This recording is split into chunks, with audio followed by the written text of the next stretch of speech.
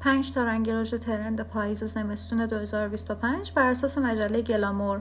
رنگ اول برگندی، یه رنگ دراماتیک تر از رژ قرمز کلاسیک که هم برای مهمونی‌ها قابل استفاده است، هم با میکاپ‌های نچرال و فرش روزانه.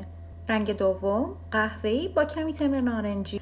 اگر عاشق ترکیب‌های گرم هستین، این رنگ بهترین گزینه برای شماست، مخصوصا برای پوستای سبز و با آندرتون گرم. رنگ سوم صورتی نود با آندرتون سرد. رنگای نود هیچ موقع از مد نمیافتن، اما ترند امسال بیشتر به سمت آندرتون های سرده. تکمیل کننده این میکاپ هم چشمای تیره یا نسبتا اسموکیه، پس اگر طرفدار آرایش‌های اسموکی هستین از این ترکیب لب غافل نشین. رنگ چهارم زرشکی تیره.